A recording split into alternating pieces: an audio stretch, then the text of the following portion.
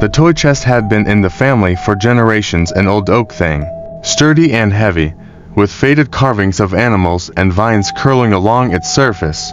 It creaked when opened, and the inside smelled faintly of cedar and thyme. When little Ellie turned 5, her grandmother brought it out from the attic and placed it at the foot of her bed. Her parents hesitated. They both remembered it from their own childhoods, but neither liked to talk about it. Still, it seemed harmless enough, and Ellie adored it. Within a week, the toy chest was filled with her favorite things: plush animals, dolls, puzzles, and building blocks. She'd lift the lid with both hands every morning, pick a toy, and leave the rest in a jumbled mess. Her favorite was a worn-out stuffed bear with missing eyes and a crooked smile stitched in red thread. "That's Mr. Paws," she told her parents. "He talks when you're not around." They laughed, of course. Kids and their imaginations. But Ellie grew quieter at night. She started waking up crying, clutching Mr. Paws tightly and refusing to explain what had upset her. When they asked, she just shook her head and whispered, "They don't like it when I tell." Her parents chalked it up to nightmares. Maybe too many cartoons before bed. They took away her iPad and promised to keep the night light on. That should have been enough. It wasn't. One night, Ellie refused to sleep in her room at all. She sat on the edge of the bed, wide-eyed and pale, refusing to let go of her bear. Her father offered to stay with her for a while. As he lay there beside her, dozing in and out, he heard it a sound like a soft shuffle. Not from the hallway, from inside the room. He opened his eyes and looked around, but the dim glow of the night light cast gentle shadows. Nothing sinister. But then the lid of the toy chest, which had been closed when he came in, was now slightly ajar. He sat up. Ellie hadn't moved. Her eyes were fixed on the chest. Her lip trembled. "It's them," she whispered. "They come out when I sleep.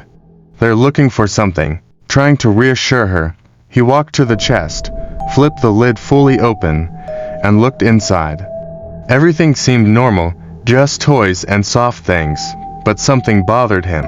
There was an unfamiliar doll at the bottom. He didn't remember seeing it before. A porcelain face, blank eyes, dressed in dark blue cloth. He picked it up carefully. It was cold, too cold. "Where did this come from?" he asked. Ellie didn't answer. She just turned to the wall and covered her ears. That night, he checked the baby monitor, just to be safe. At 2:37 a.m., the chest lid opened, slowly, carefully, as though trying not to make a sound. A small figure crawled out, short, lumpy, not quite human. It moved on all fours and paused to look around before dragging itself under the bed. A few minutes later, another one followed, then another. He replayed the footage 3 times before he accepted it wasn't a glitch. The next morning, he showed it to his wife. She turned pale and demanded they get rid of the chest immediately. But when they went to the room, the chest was shut. Locked, somehow, though it had never had a key. And something had changed. There was a new toy inside. A plush lamb, stitched in dirty wool, with one eye made of a button and the other sewn shut. It hadn't been there before. Neither of them had ever seen it. Ellie didn't want to talk anymore. She just hugged Mr. Paws tighter and whispered under her breath, words they couldn't quite make out. Her mother leaned close one day and realized the little girl was praying, repeating the same line over and over again, "Stay asleep. Stay asleep. Stay asleep." That night, they set up cameras in every corner of the room. They watched the monitor from their own bedroom.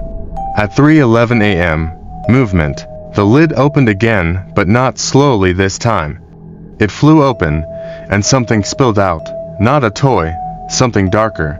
Wet footprints formed on the carpet, too small for a grown person, but too large for Ellie. Then the screen went black.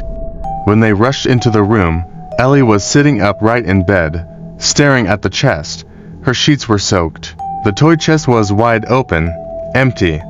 Every toy was gone except for Mr. Paws, resting in her lap, its red-stitched smile now perfectly straight. In the days that followed, more toys appeared, ones they had never bought, ones that didn't look like they belonged in this world. Stitched eyes, clawed hands, bent heads. The chest was never empty. No matter how much they removed, it refilled by nightfall. They tried burning it, but it wouldn't catch. Tried throwing it out, but it reappeared in the room, bolted to the floor. The final time Ellie spoke, she said one thing before falling into a deep, dreamless sleep. He said, "If I keep playing, I can stay. But if I stop, I'll be one of them." The chest still sits there, waiting. Its lid open just a crack, just enough.